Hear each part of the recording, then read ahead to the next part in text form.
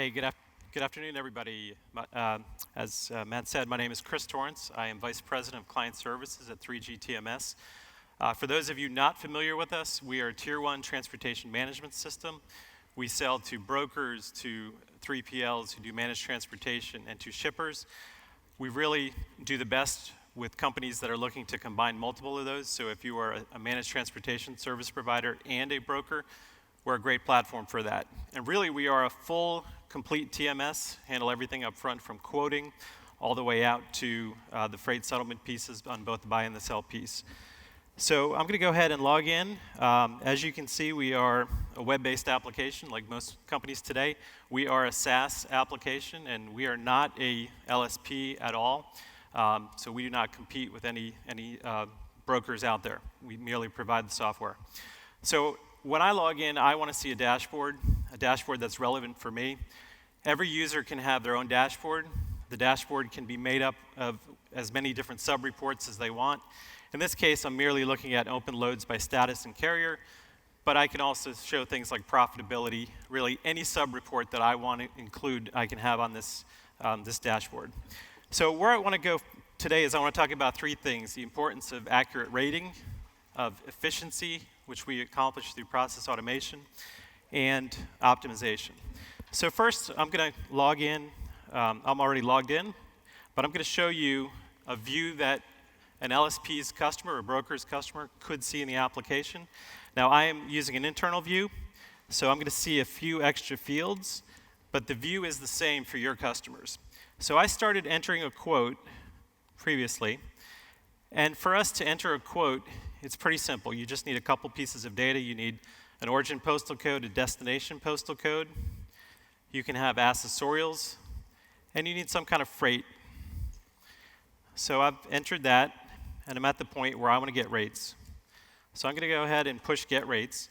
And what we're doing is we're managing both the buy and the sell side of the rate. So your customers are going to see the sell rate, and behind it, you're also calculating the buy side. You want to know what you're going to pay. So we can see the charge side, we can see the cost, we can see the profit. Now your customer won't see the cost and won't see the profit unless you want them to. They can also drill down, see the details. And in the case of LTL shipping, where they probably don't need any kind of involvement of your broker, they can go ahead and select it, assign it, enter shipping details, and move on through the process and tender it to the carrier. From here, they may want to go ahead and just do their tracking. So we do a lot of integration with carriers. Go ahead and pull up a load. So we can show you all of the status events. Your customers can get to them pretty quickly by just clicking on a subgrid, see when the load was picked up, see when it was departed. And if you're using one of the services out there that provide the breadcrumb tracking, like Trimble Maps that we just saw, you can go ahead and link directly to that and see all the details of that load. So from here, I want to jump and show a little bit more what you would do internally using the system to provide capacity for your loads. So we have something we call the Load Management Workspace. And like most of our application, we can configure it quite extensively. In this case, I have 4 different tabs I want to work with. I have my loads that I'm working on execution. You can see the color is very different on many of them. You can configure what the colors mean. You can configure when the colors change. I have another tab that shows me loads that are delayed. These are maybe things I want to follow up on immediately. I have my activity required loads. These are things I'm expecting activity to happen over the next time period that I've defined that I need to take action on. And finally, I have a special tab that I'm using for me called Demo. I'm going to go ahead and select one of these loads, and this load has already been assigned to a carrier.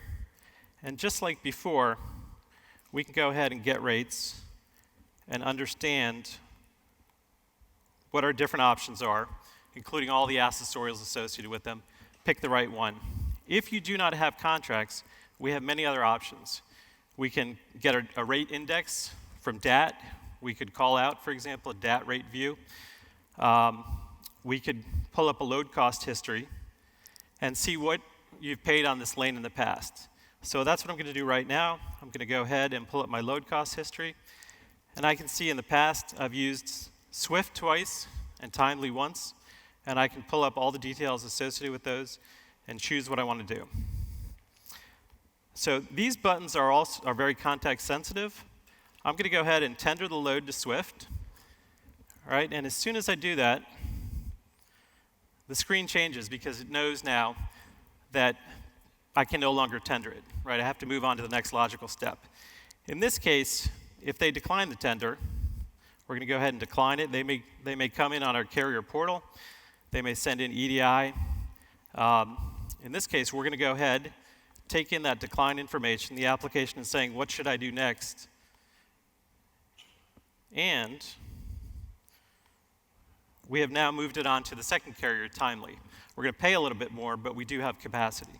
So that's another great example of the system being efficient for you, automating processes, moving on to different carriers as needed. The final thing I want to show you is our optimization capability. So managed transportation companies want to take as many orders as they can, combine them, and be as efficient as possible.